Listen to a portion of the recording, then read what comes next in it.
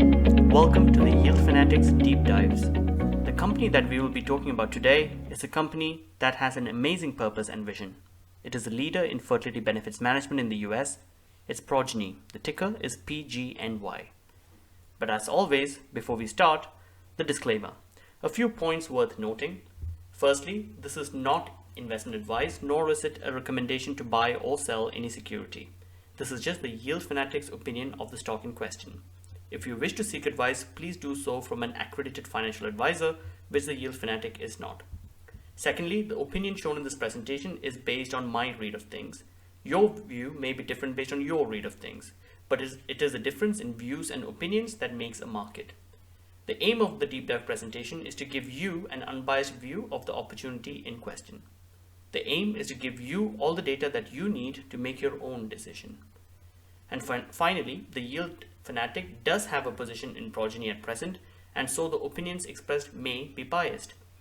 This is a name that I have traded in the past and which I will continually trade, but around a core position.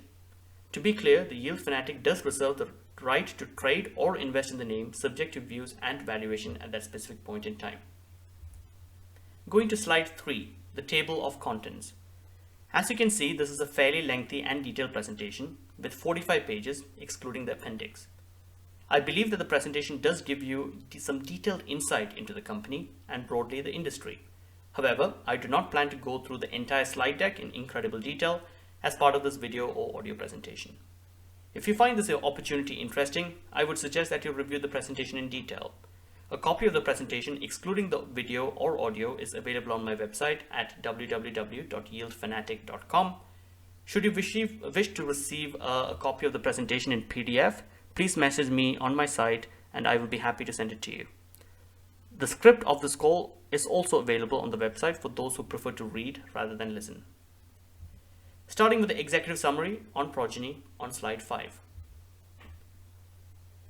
Progyny is a benefits management company which specializes in the provision of fertility-related services. They provide 2 services currently. The core offering is a fertility benefits solution, but alongside it, the company also has a pharmacy benefits solution. Broadly speaking, Progyny's clients are self-insured employers in the US who wish to provide a more specialized fertility benefits offering. When Progyny is brought in, the fertility benefits offering is carved out of the existing benefits provider. In essence, when an employee opts to get assistance with fertility, they contact Progyny, who then helps them with the fertility journey. Progyny provides a concierge-style service by allocating a dedicated case manager to each employee who opts for the service.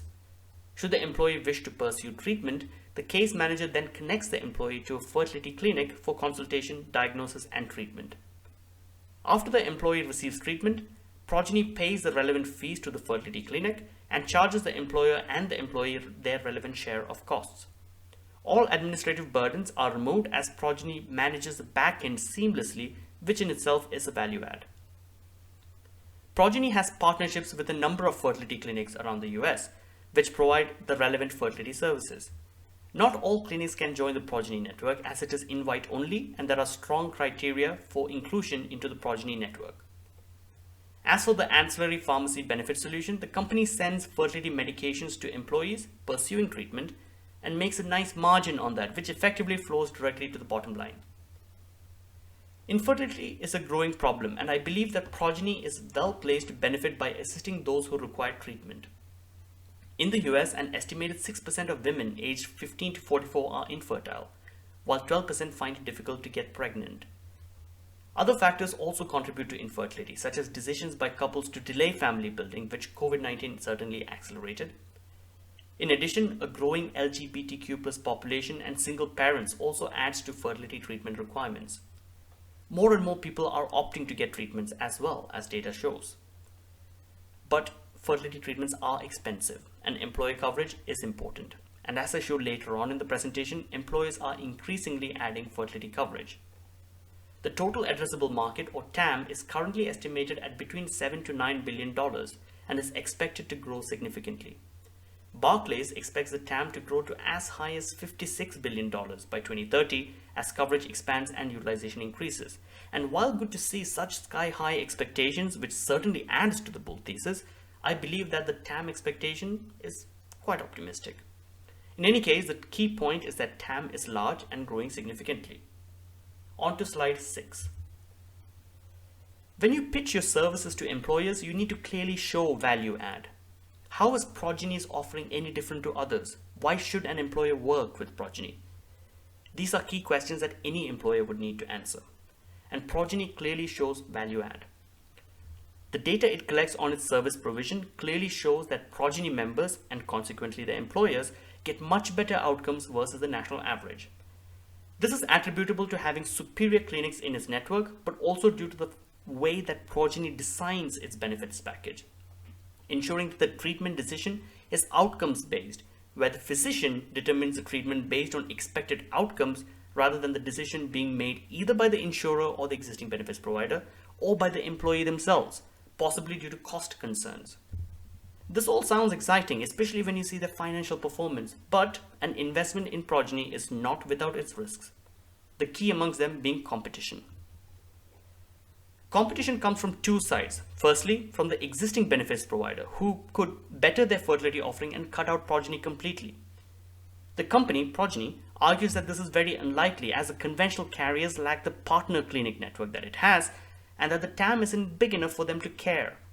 Also, Progyny notes that there is no financial benefit for the carrier as they work on an administrative service only or ASO model, which means they get paid a fee to manage the service but not for the service itself.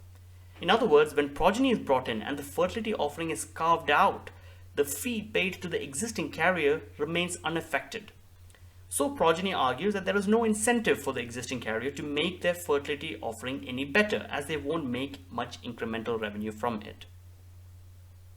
The company also notes that they partner with most carriers as the Progyny benefits are clearly integrated into the existing carriers' benefits packages. In other words, they work together. Given this is how they have worked in the past, Progyny argues that if the carrier was going to better their offering, they would have done so already, as they can quite clearly see in incredible detail what Progyny does and is still doing. The second bit of competition-related risks comes from independent carriers like Progyny. Key names that are worth mentioning who are possible competitors are Wind Fertility, which has around 25% of employees as Progyny, they're a private company. Carrot Fertility, which has 75% of employees as Progyny, but is very personal heavy as it operates in 52 countries. In other words, it is difficult to ascertain how large Carrot Fertility is by looking at employee numbers, but given that they have 3/4 of Progyny's employee base, despite being in 52 countries, it suggests that they're not very big and actually much smaller than Progyny.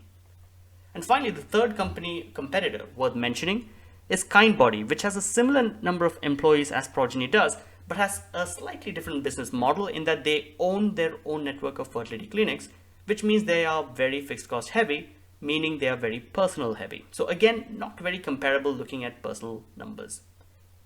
But given Kindbody owns only 10 fertility clinics so far in the US, it is fair to say that Kindbody is also much smaller than Progyny.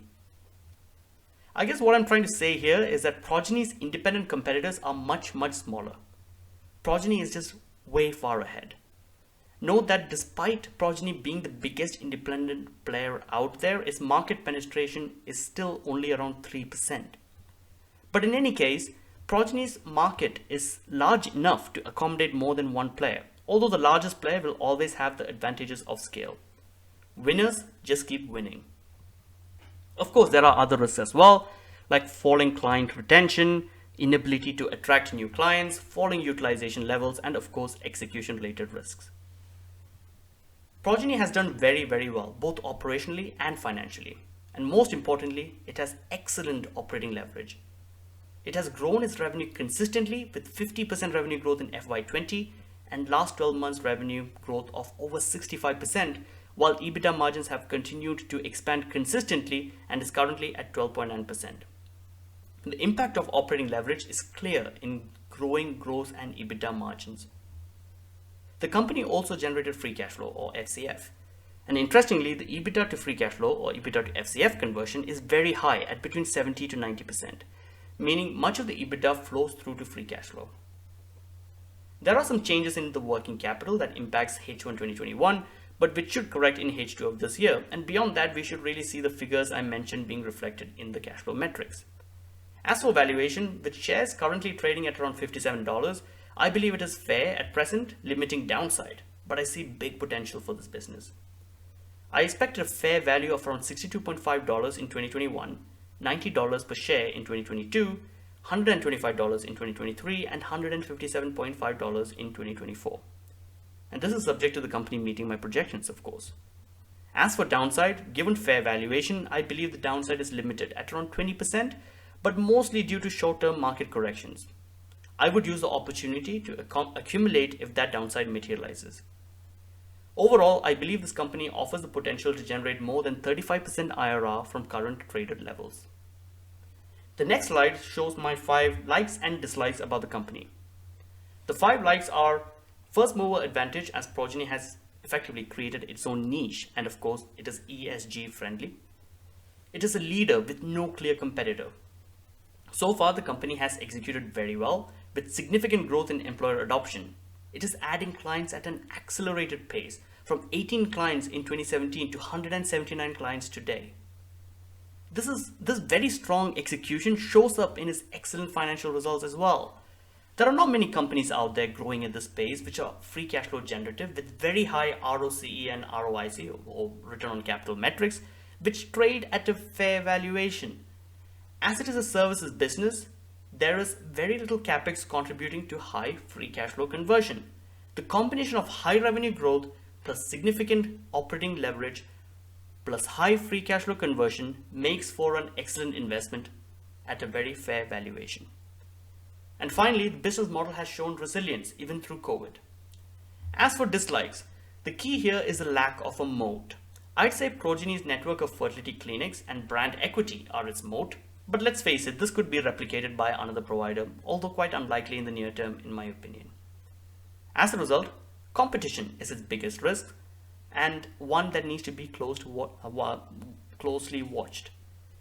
This isn't a founder-led business. It was and still is venture capital and private equity owned, but with a very strong and experienced management team who have executed very well. However, some of the private equity or venture capital sponsors and some pre-IPO board members are reducing exposures and cashing out, which makes sense as they are often closed-ended funds and have been invested for a while. De-risking makes sense. Executives have decent stakes at 5.2% for the CEO and 2.7% for the president / COO, but note that the president has been reducing his stake periodically. And finally, the company, as it stands today, is a one-trick pony. It only has one core offering at present and therefore lacks operational diversification, and it is US-based with no international presence. However, in my opinion, this offers the opportunity for the business to expand laterally and vertically, both of which are viable growth options in the near term, now that it has solidified its foundation in the US. This gives you an overview of the business, but if you wish to learn more, please watch or listen to the rest of the presentation. Thank you very much for listening to the summary of the thesis. If you'd like to listen to the full presentation, I would ask you to subscribe at www.yieldfanatic.com and follow me on Twitter at yield_fanatic. Thank you very much and have a good day.